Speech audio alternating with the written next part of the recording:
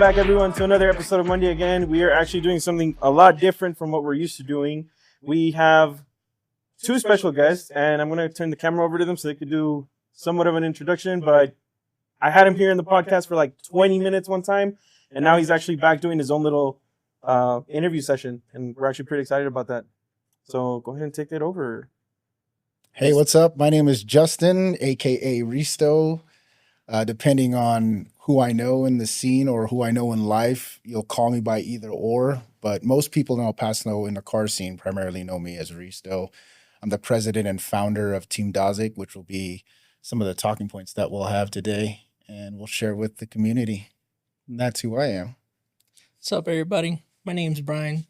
Not a lot of people know me, just a couple handful. But just a quick little bit about me. Came here through the military, decided to stay. I love it here. I love the car scene. I drive a Challenger RT. And so far with the team that I'm in for the past, it was like 5 years now. Yeah. Jesus. It's been an experience. But yeah, that's me. All right. Well, before we continue, I want to give a shout out to John with Golden Vapor and shout out to Magic and Blad. You know, this is a great thing that we're doing over here. And I'd like to review this tropical Fanta drink. And if you're unaware or if you're first dialing in or checking out this podcast, I mean, Golden Vapor has a bunch of these exotic drinks that you can only get here. And I'm sampling this for the first time. And I will say, it is delicious. So stop on by to Golden Vapor and definitely grab yourself some of these exotic snacks along with the rest of their merchandise. They got some cool 3D printed stuff too, and they're expanding their variety out here. In addition to that, if you're not aware of it, there's Tokyo Nights that's coming up on June 21st, I believe. So definitely check that out. It's from 7 p.m. to 11, if I'm not mistaken. They've got vendors out here. They're definitely supporting the right type of meat. Security is involved. It's such a nice vibe. I haven't been able to experience it yet, but I already know right off the cuff that it represents who we are as far as the type of event we would attend. And we'll talk a little bit more about that in a little bit. But before I get going with this drink and talking a little bit more about, I already talked about the drink, but let's talk more about, Team Dazig in general. So, a lot of people have this misconception about us as a team. I think they feel like you have to be at a certain level to be a member of this team. Why don't you tell us a little bit about your experience of joining Team Dazig? Well, at the very beginning, I was just like any other person that's just like brand new to the car scene. I knew little to nothing. My car was bone stock. I just got it here from Miami, Florida. And I'll be honest with you, I was scared. I was stupid scared to like bring it out to car meets and be like, get judged and be like, oh, look at this guy. You got stock wheels. You don't even sound like you can't hear his exhaust, nothing. And, I felt like if I really want to like fit in with someone, especially with the team, like I felt like, okay, well, I got to have something on the car, like anything, like wheels, wrap, like some sort of like detail that's going to help me stand out somehow. That's going to allow me to be like, hey, this is me. Check me out. But that was actually far from the truth. And it took encouragement from the team to actually get me to realize, hey, that's not what this is about. Like, you have the motive to do it. That's awesome. But we don't want you to feel like you have to be at that status. We want you to feel that this is more than just a car. This is people first, and then bring the car along, and then the culture just comes with it. You know what I mean? Yeah, so I wanted to shape it that way because, I don't mean to name any car clubs or teams, but when I first moved to El Paso, you know this story, right? Where I tried joining a car club and I was basically shunned. So I guess I didn't have the right mods. And this car club was basically telling me like, hey man, like until you do this to your car, then we can't accept you. And that really kind of irritated me, but at the same time, it motivated me because you know, Dazig's been around since 2002, and it kind of fell apart, after I left Fort Bragg, and then I wanted to reinstate that. And that's why when it came to you in particular, it reminded me of what I went through when people were telling me like, "Hey, your car's bone stock, and you know, you can't join this club." What I wanted to do is flip that on its head. I'd rather focus on the person first before the build, because watching your journey is and continues to be a pretty amazing feat, because you've done a lot to it. So, Yeah. you know, when you saw us, what made you interested in Team Dazig in the first place? Well, I first noticed that you guys weren't really trying to, how do I put it? I want to say that when you guys interacted with each other, it just kind of seemed more like you guys are attending each other based on your personalities.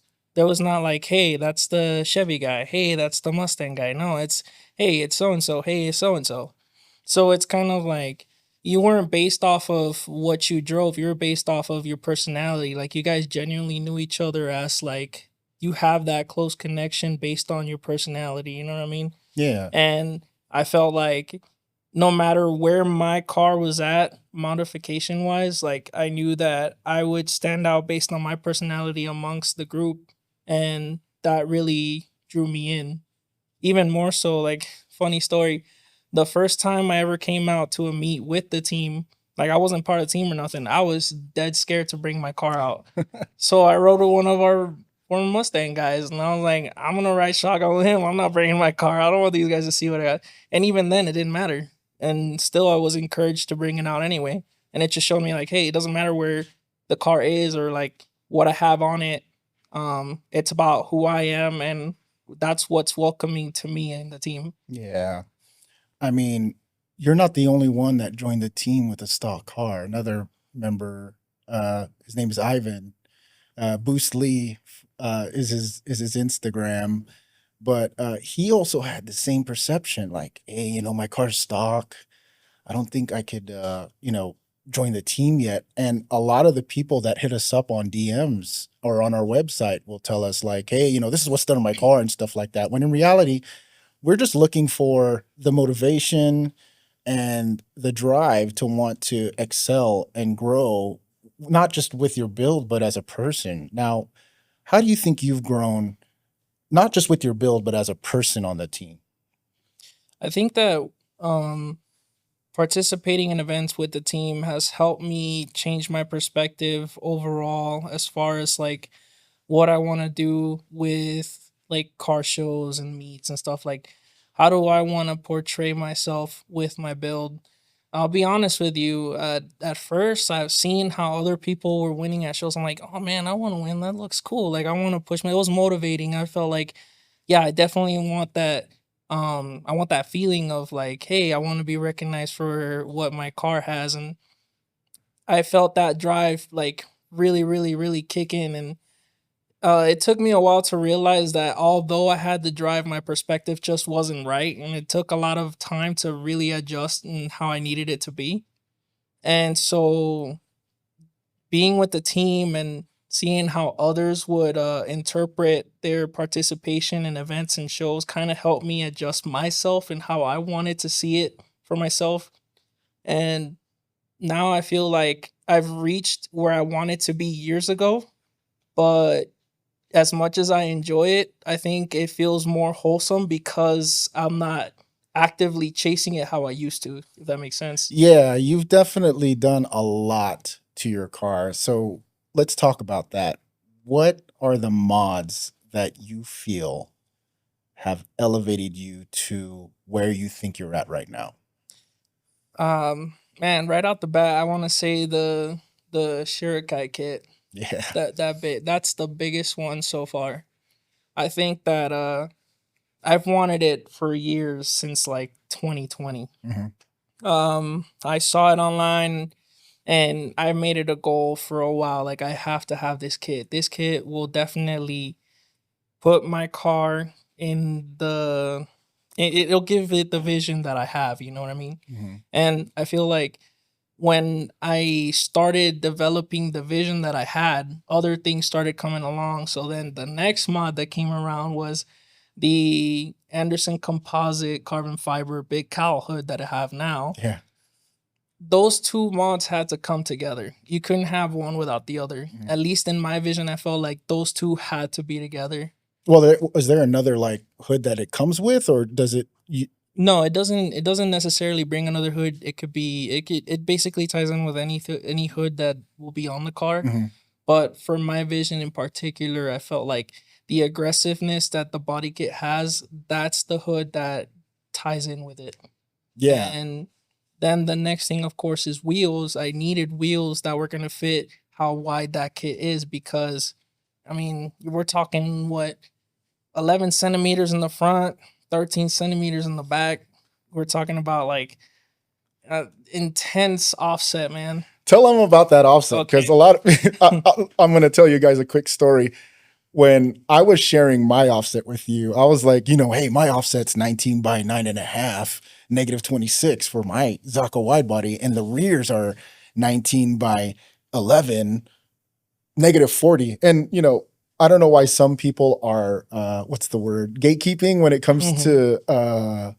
to wheels. But dude, first off, like, share your wheel specs, and then what do you think about gatekeeping? Do you think it's do you think it's legit to gatekeep? I mean, but yeah, go ahead and tell us what your wheel specs are, so the audience knows. Okay, so so let's talk about the wheels. I went with the Variant DTF 3P. Those wheels are beautiful. Yeah. I remember seeing them. They kept popping up everywhere, like on YouTube, Instagram, Facebook, like everywhere that I would just basically look around, those wheels were coming up. I'm like, it's a sign. It has to be a sign. I reached out to a couple friends of mine. Like I have one in California that has the wide body kit, and I kind of based my specs based off of him, and I asked him what his offset were. So my specifications are, in the front I have 20 by 11 with an offset of negative 80, and then in the rear I have 20 by 11.5 with negative 90. You could fit a baby in your barrels, is Yeah. what I laugh about, because whenever Yeah. I see you post it up, man, I could Yeah. literally stack some bills inside of there. Yeah. And the fact that it's carbon fiber barrels. Mhm. Oh Yeah. my god, man. So these wheels are custom, so I ordered them months in advance. Like this took a lot of planning back and forth with the company. I really appreciate how quick and responsive they were. They really did take care of me, and they really helped me out a lot. They hooked me up very well. Um Honestly, the whole thing with gatekeeping, I don't like it, dude. I think it's kind of ridiculous to do such a thing where you see people do it, and it's like they forget where they were when they started. And we all have to realize that when we start, we look for information from other people. Essentially, we gain information from other people. And when you gatekeep, you're only doing something that other people didn't do to you. So it's like the golden rule. Don't do unto others what you wouldn't want to have done unto you. You know Yeah, what I mean? I definitely feel that, man. So it's like every time I have somebody ask me a question like, "Hey, where'd you get this?" or "Hey, where can I find that?" or "How this and that," I'm like, I'm quick to like send links, ask, like answer questions like, "This is how I did this." Like, I want to share the information because I want to see the community grow, and I want to see what awesome things other people are doing. It's great. Like all the stuff you see out there, it's because we all share information together, and there's no room for gatekeeping when you see all that greatness coming on. You know? Yeah, I mean, there's YouTube. There's Yeah. plenty of there's now, like, shout out to Stance Bros. I'm going to shout out Will, because he has this 3D printed wheel spec Hmm. adjuster that will literally tell you exactly what wheel size you have, what offset you need, depending on the specs that you want, and it'll let you know fender to gap. So, I mean, I think gatekeeping is almost semi-irrelevant unless you're the first one to do it. You know what I'm saying? So, Yeah, I mean, personally, I just don't think there's much room for it, and I think we just have to remember where we started, and we just have to realize that there's other people that are just starting out and looking to get up to our level and be one of us, and that's something worth like valuing as a community. So, you talked about levels there, and that definitely resonated with me as far as the next talking point. Like, what do you feel has been the most difficult part of this journey of your build so far?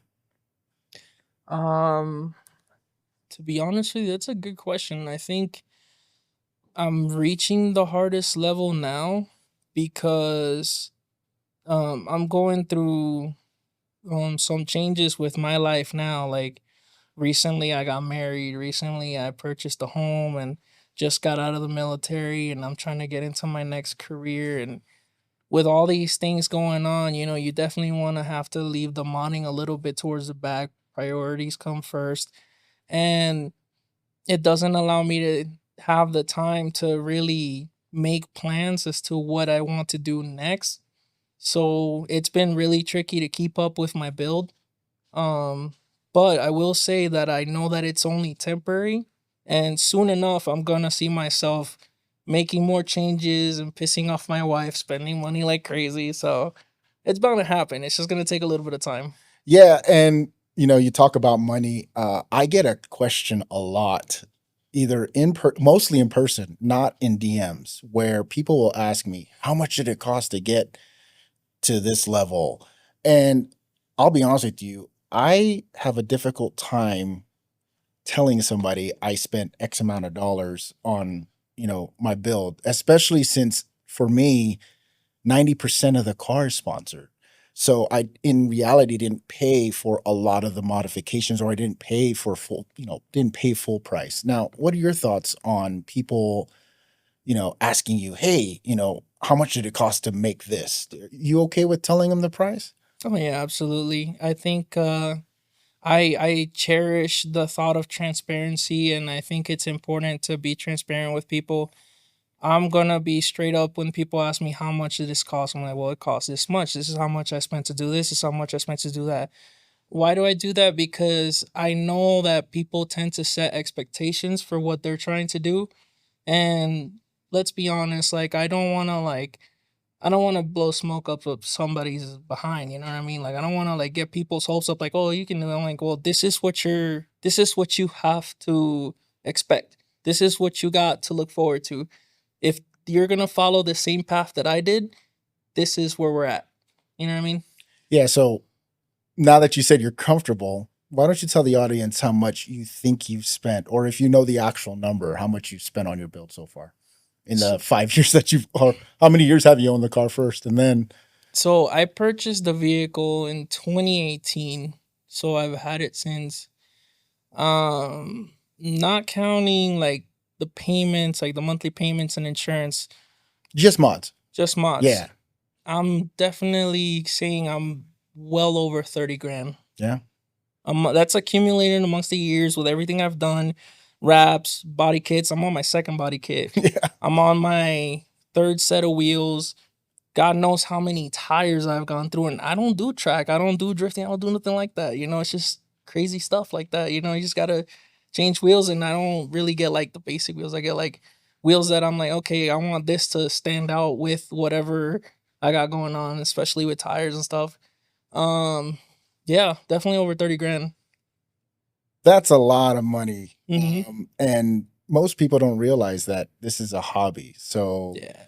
one thing I want to share, and I think you can relate, is, because it's a hobby, you shouldn't break the bank when it comes to building a car. You need to Mm-hmm. prioritize and realize that, it shouldn't be about the car first, and you shouldn't be chasing clout. I feel like that is the common theme in the Yeah. car scene nowadays. I went to one of the last meets at New World before the owner finally shut it down. I know Gangnam New, I can't pronounce that, and I apologize. They advertised that the cops will start kicking people out if you Mm-hmm. show up Yeah. to their scene, because I mean literally everybody was revving obnoxiously. And then people were doing burnouts and doing donuts. Like, why do you think it's, why do you think the scenes turned into that? I want to say that I think it's a matter of seeking attention. I think that we're coming to a point where we have people that are able to afford certain modifications and they stand out a certain way, and then you have people that don't stand out that certain way but they want to, and Mhm. then they just don't really know how to get to that point. So then rather than doing it one way, they'll do it the other way, and unfortunately that happens to be that other way. So it's like a lot of that whole revving thing, it's not viewed as like, oh, here, look at me, check me out, I'm cool. It's more like, just look at me. But they don't think of like what the interpretation of it is. Or a lot of times it's just a little bit of ignorance to it, you know what I mean? Yeah, and I think us as a team, we try to mitigate that. If you've ever been to one of our meets where we're wearing our vests, I mean, we literally try to stop that stuff, especially if our name's on it. Or we'll try to attend an event that promotes that type of environment where you're not dealing with the obnoxiousness, I guess. Right. But, with that somewhat level of toxicity, I don't like to peer into social media comments, nor will I ever try to like elevate or escalate things. But I have seen people talk about, hey, I'm just giving people what they want, and I'm just like, man, you're so misguided in what your direction is, because in reality, to the seasoned people that just want to appreciate the scene, I feel like we can't do that anymore because every single spot is getting burned. Every single location, you literally have cops rolling up in and kicking y'all out because you can't enjoy the car. So, for us that just want to chill, we can't. So, with that, do you still think there's some humble people out there in the scene nowadays, or do you think it's just been completely overwhelmed with toxicity and people wanting to chase clout? I think that there's definitely plenty of humble people out there. It's just that there's too much there's too much focus that's been shifted over to the clout chasing and the revving thing and all that going on. Um we have our thing where we set up our events and how we do our meets, and we tend to coordinate it a certain way. And me personally, I think that there's enough people that do their revs and their burnouts and even their takeovers. I think that there's enough of them that they can get together and coordinate their events where it could be proper. I think that that's something that they're just as capable as to do as we can with our own thing. We don't have to mix them together and cause the conflict that's been going on. Yeah.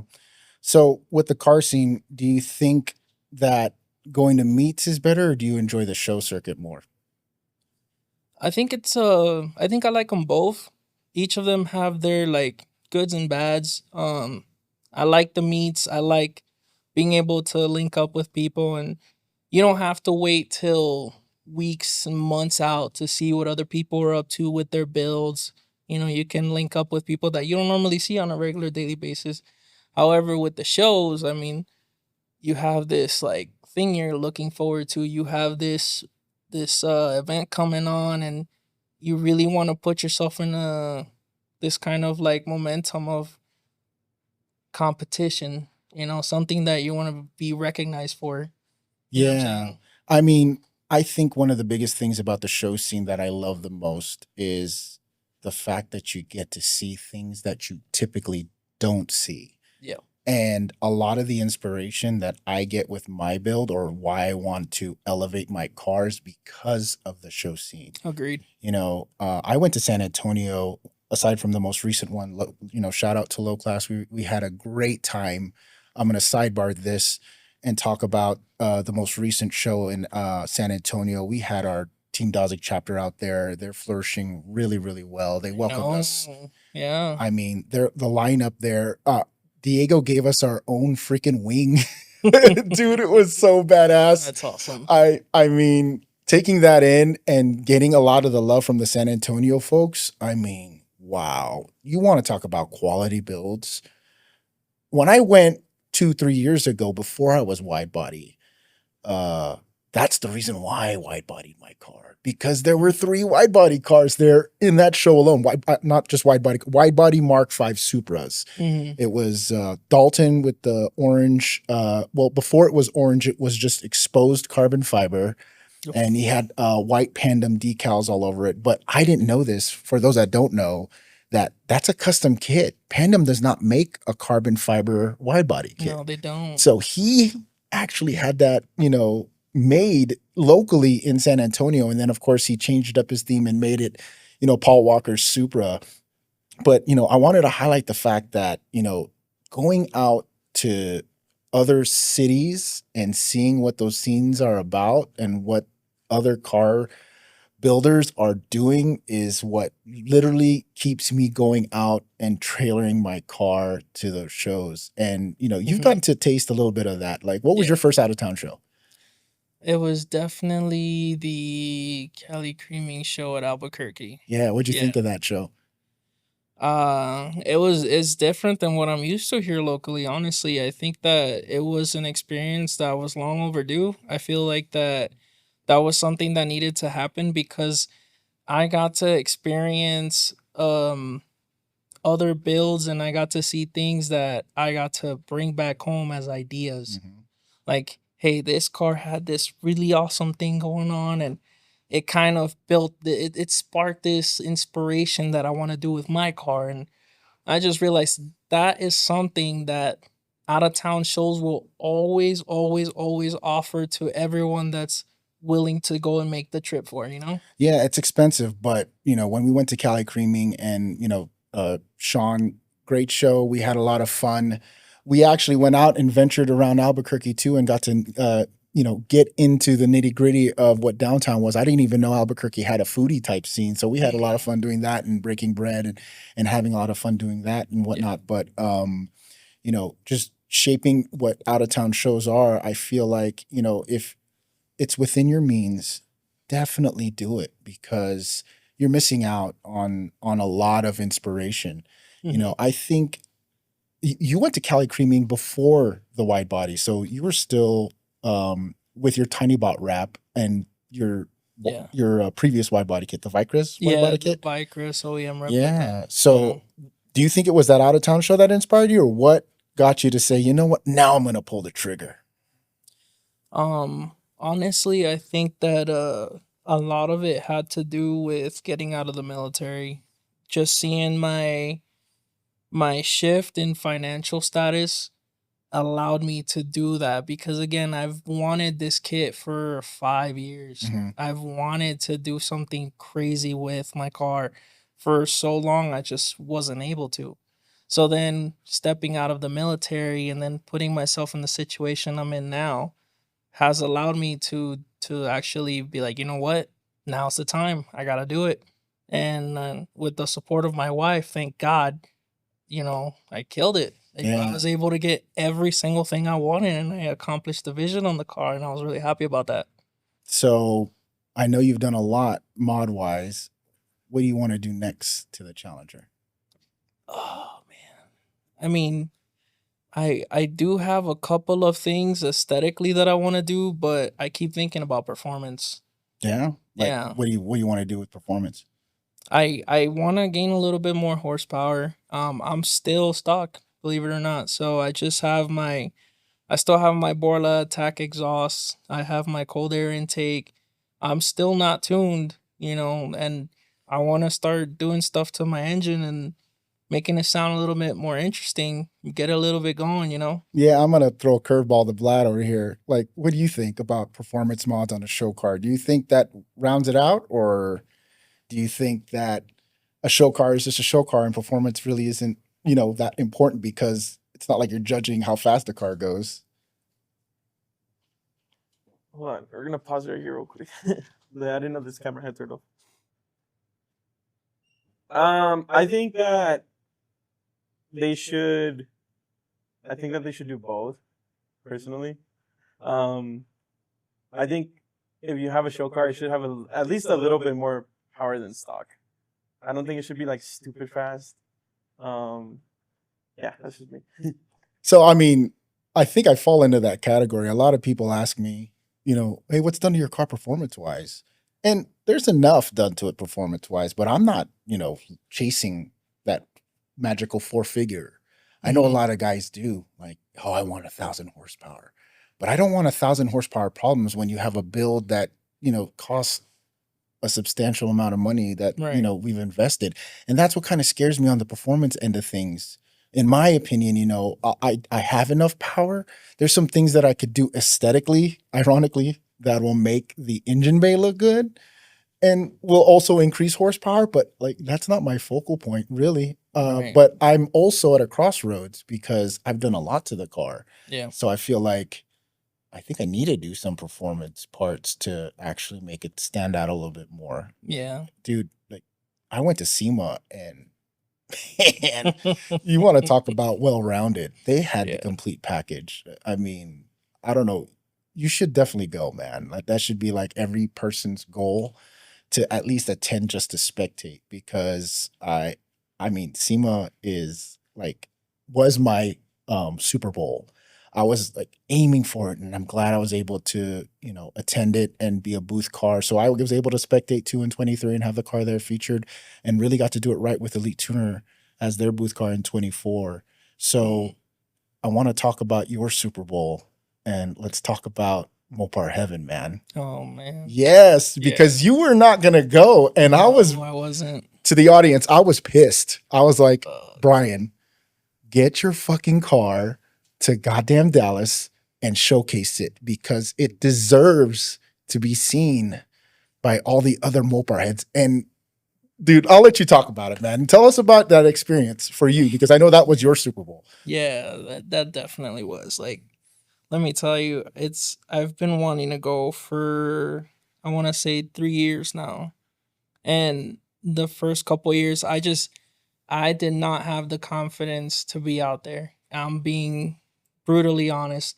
I did not have the confidence that my car was going to be good looking enough, it was going to be cool enough. I'm talking about like, we're talking about an event where you have these amazing Mopar builds. We're talking about Ram trucks, Jeeps. We're talking about Durangos, the every Hellcat, every classic build. Like it's everybody from outside of the country as well. We had Canada people coming out to the show, Yeah. driving from far away just to be part of this, and I did not have the confidence for this.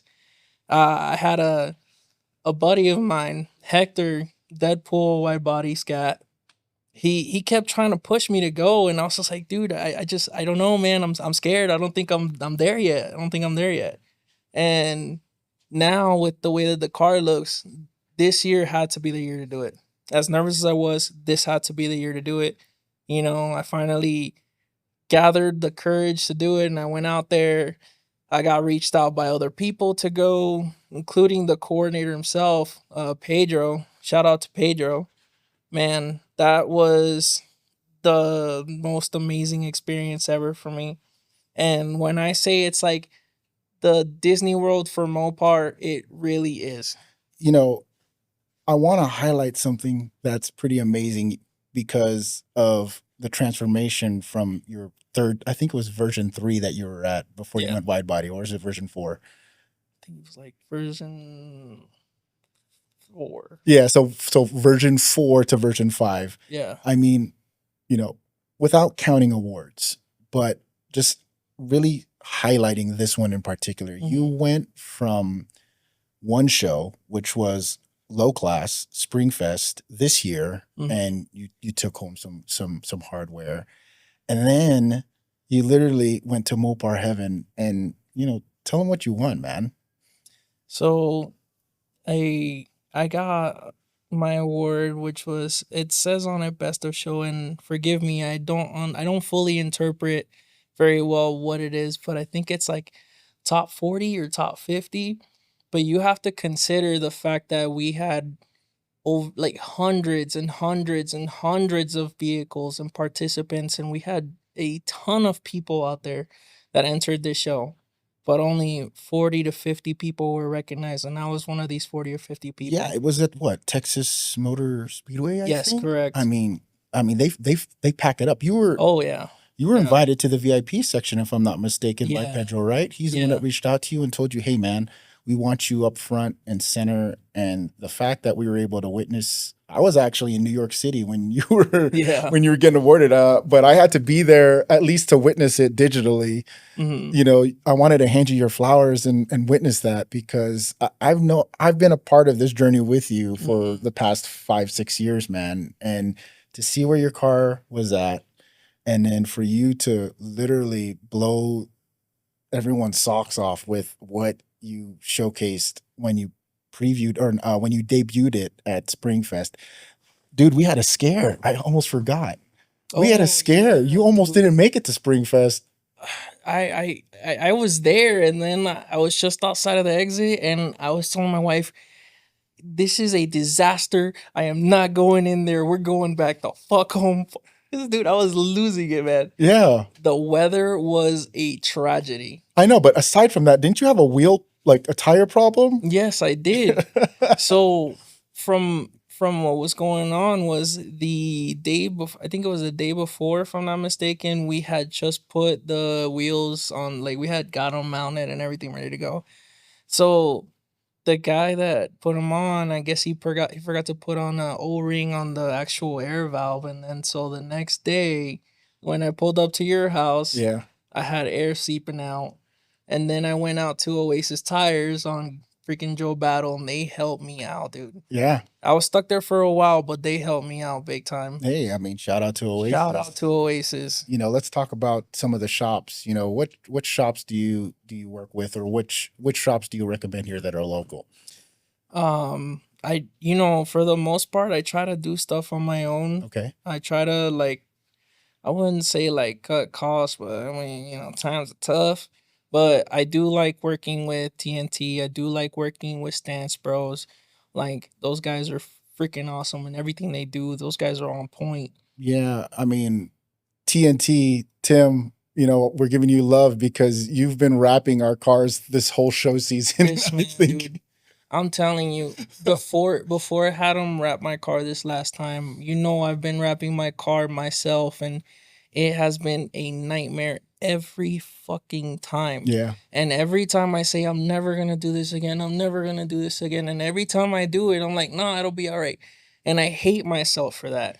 And I'm so glad you busted my freaking balls for it this time, dude. Well, And I you're wasn't like, the only one. I mean, yeah, Clarissa's in the background, but she's the one that really, I think, yeah. put her foot down and said, "Hey, you're gonna do the Shorakai kit. You're gonna do these wheels. You're gonna debut We need it. to do it right. You need to have Yeah. Tim touch and bless your car," and that's why we go to him, man. Yeah, I am so glad you guys pressured me because Tim crushed it like he always does. And Yeah. everything he's done to all of our cars, like it, I'm so grateful for that man. That man has the experience to do freaking wonders, dude. Yeah, and there are other shops that our members go Absolutely. to. You know, I don't want to overshadow, the other shops that are local because we do support local. You know, a lot of people are shocked when I go to out of town shows and they're like, Mhm. "Hey, who worked on your car?" And I mention the name, and they're like, "Who are they?" And I'm like, "They're from El Paso." And they're like, "El Paso has a scene like that?" Yeah, motherfucker, we got a scene like that. Shout out to the 915 because a lot of people don't give us the love that we deserve. You know, people don't realize how much of a scene there is here. I've been talked to about the car scene here from other military veterans that are still part of our team and Yeah. that, are across that have been exposed to the El Paso scene. And they say, hands down, that we have a very, very unique scene out here, especially when it comes to our build. So, from the guys that actually go out of town, Team Dazig is always on the road. Heck, we just got back from Albuquerque last weekend. Mm-hmm. I mean, and then before that, we were in San Antonio, and then obviously we were doing the local shows. And then there's another show coming up for those that are unaware. 3F Auto Show. 3F. Yeah, 2 weeks. So That's excited. yeah. So we have our whole entire San Antonio chapter. Well, I should say 90% of our San Antonio chapter Right. that's coming out, and some of our Dallas members are coming down to again have our own section, Oh which is yeah, going to be yeah, yeah. cool. Oh, I do also have to mention one more.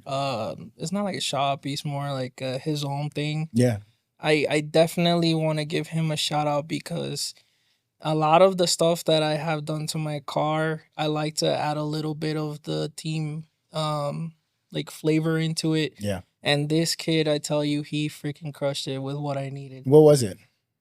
It's my own custom airbag cover. Yeah. So, I on Instagram I got reached out by Jacob from the 3F guys. Mm-hmm. He's like, "Hey man, you need an airbag cover. I got a guy. His name's Victor. Shout out to 915 Carbons."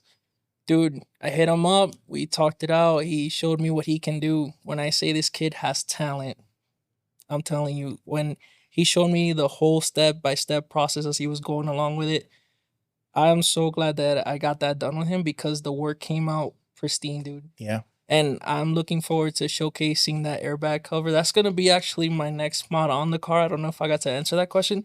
That will be for sure my next mod that I will be showcasing next week at 3F. Yeah, 3F, So, man. thanks again, Victor, and shout out to 915 Carbons for that. Yeah, another vendor that we've been working with is 915 Stars. Now, I know you do a lot of your lighting work, so I mean, your trunk setup was bonkers. Is bonkers. I don't want to say past tense. I mean, you did a lot of the custom engraving of the crest. I mean, if you can see our crest, it's very intricate. It's on my forearm over here. How long did that take to do? It takes me about, I want to say like 30, maybe 45 minutes. Yeah. Just actually grabbing a Dremel and then actually doing the crest and drawing it out. Because I'm doing it by hand. I don't have like the X tool machine or anything like that where it would probably it'll be sooner and cleaner. So I have to be like really careful and doing it by hand and then make sure it's all cleaned up and it looks like, well, you know how it looks. You've seen it. Yeah. So, 915 Stars obviously did my star headliner. They And did it a looks bunch of our other star headliners on Looks the great. team and ambient lighting and whatnot. So I wanted to, definitely shout him out as well, along with the other vendors and sponsors. Regal Built Garage is my go-to. They're literally right down the street. So if you don't know where they're at, or if They're you're like new around to the the corner. yeah, they're right around the corner. If you're new to the El Paso scene and you're looking for a performance shop, the one that I go to all the time is Regal Built Garage. And then parts that I purchase, is from 915 Performance Parts, unless they're being provided specifically from my sponsored vendors. But yeah, man, there's another topic that I wanted to highlight is everybody has one person that inspired them, not person wise. I'm talking about build.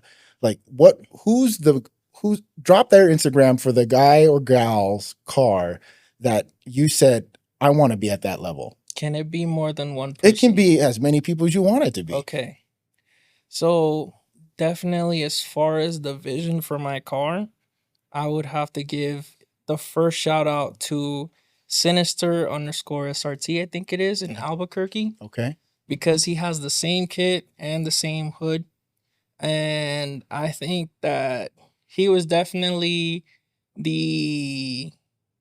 I want to say like the reference muse for what I wanted to initially start years back when I finally learned about the wide body and the hood and how I want the wheels to look with the car.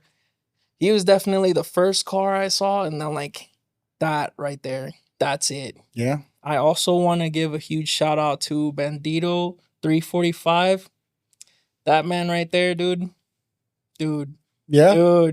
Dude. Is that sticker that I have that's on Yes. my wall? It's that guy. What about Hellcat Enforcer? Hellcat Enforcer is amazing. Yeah.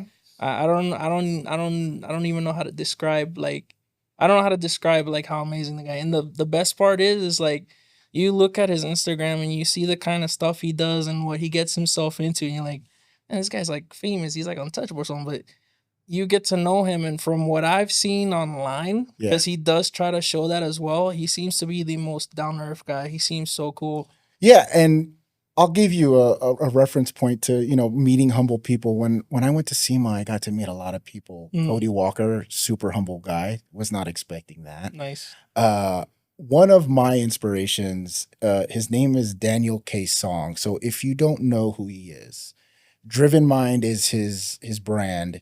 And he also leads and co-leads a car club called Team Garage Life based out of Cali. And I mean, Daniel K. Song, his builds, and I say plural, one of the things about Team is you go there and, you're happy to be there.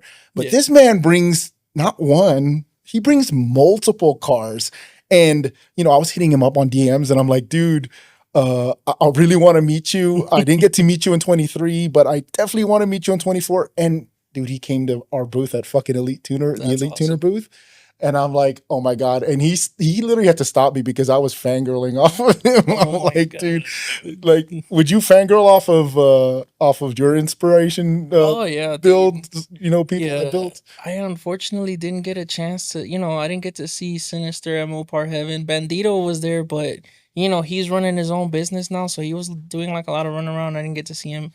I got to see I got to see Mike from Tuner Goods, great guy. Another person that I got to see that I didn't even expect him to be there because he told me his car wouldn't be ready was AP Rel 609. Shout out.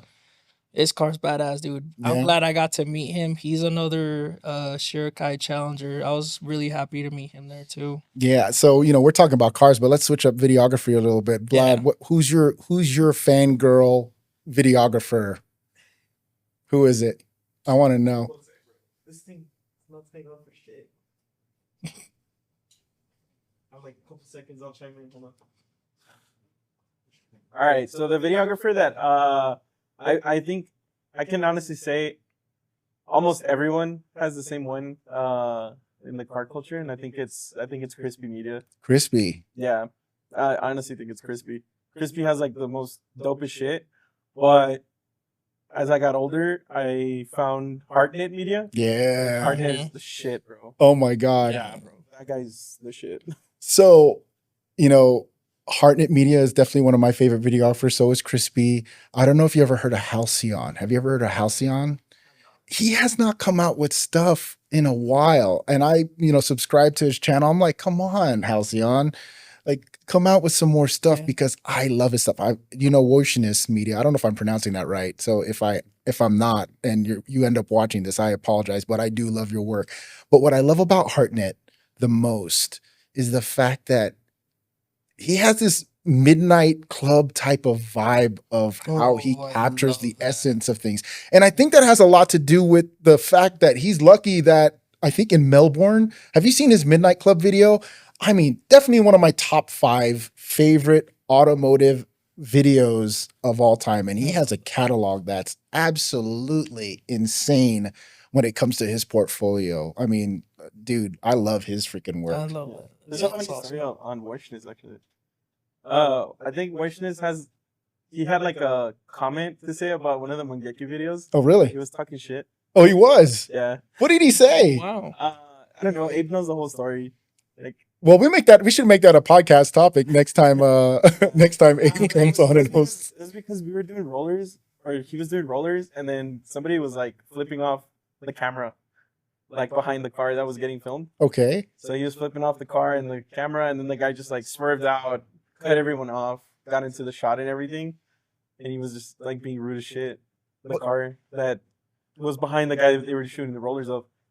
And then Abe posted the video, went stupid viral, and then I guess Voichness like commented saying like, "You guys are the reason why shit's not cool for us anymore," or something like that. I don't understand that though. That sucks because in reality, I enjoy the fact that, you know, you guys risk your lives out there to make content. Yeah. I've seen you guys hang out and Abe, does Abe have a harness now? I don't know if No.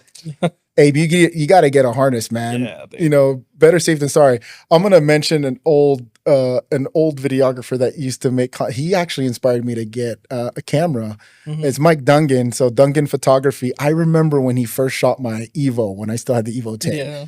This dude was fucking hanging out of the window, and I mean his camera was barely inches off the goddamn interstate. We're on I-10, and mind you, I wish I had that. I think I still have a picture of him, but of him doing it. But I was like, dude, you guys are wild when it comes to the content, but the dynamic angles Mhm. and what's made and how you paint that picture. I mean, there's been some stuff that you guys have created that literally drops my jaw.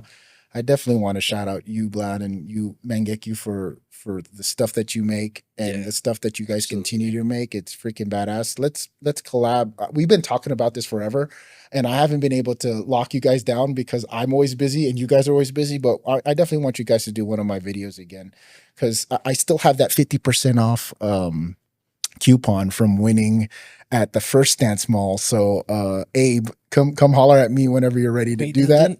that didn't have an expiration date? I didn't say any expiration, Abe. So I'd love to get that 50% off because I won at that show.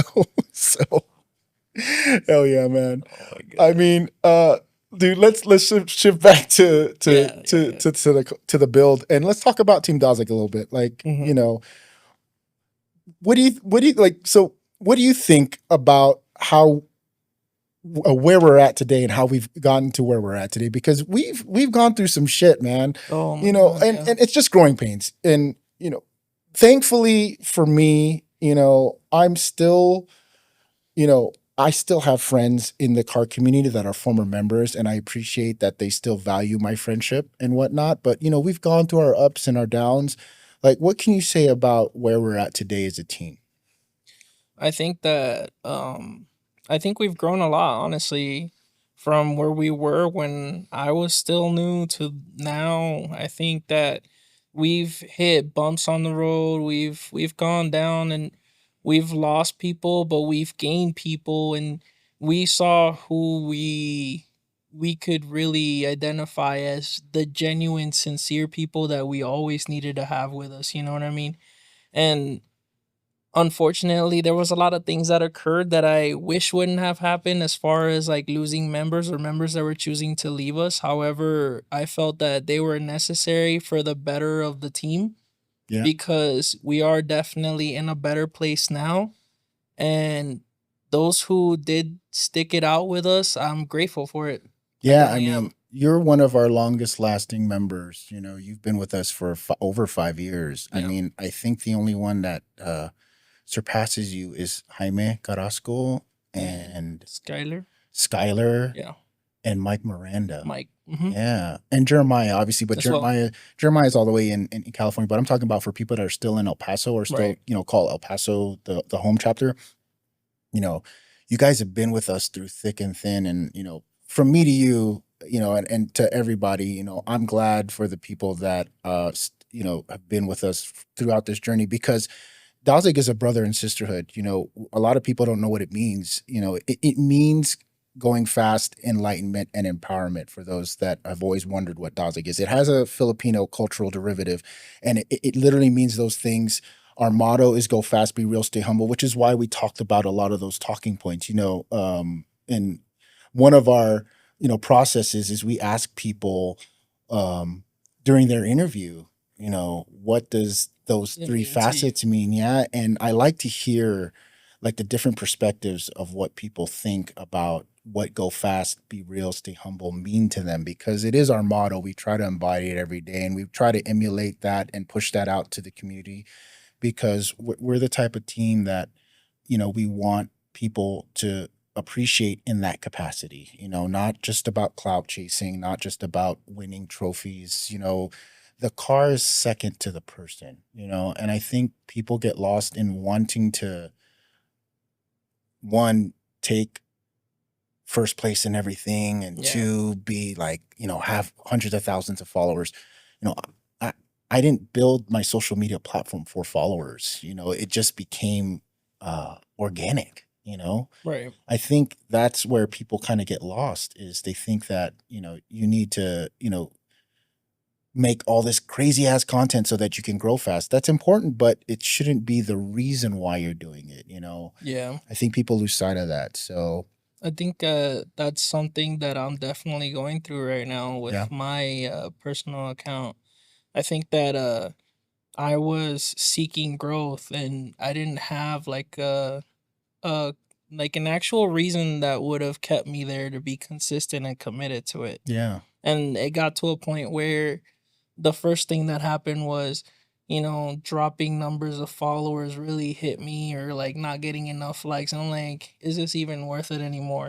And then later on, it just got to a point where like, okay, well, I'm not grasping the momentum I want. And I'm just realizing right now that I had to take a step back from it because my reason for doing it is not right.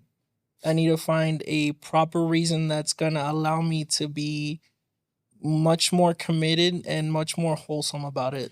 Yeah, but at the same time, I'll be honest with you, it's exhausting. Oh yeah, absolutely. I still try to push content every single day.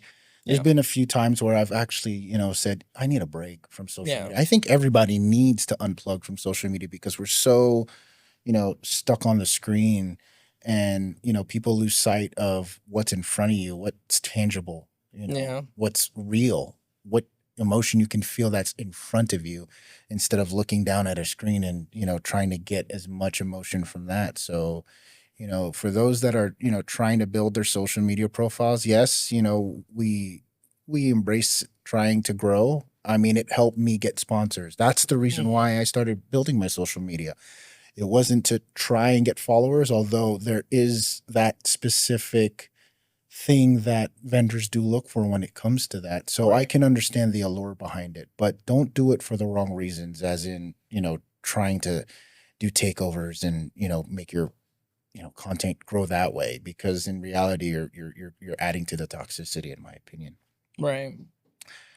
I'm going to ask another question about builds before we get ready to close things out. So, do you ever see yourself building something other than an American muscle car? I want to say that if the opportunity ever came before me, I would say, yeah, I think so. I could see myself doing something. What would you do? I would definitely want to do like I probably want to do a Supra. I probably want to do a Supra.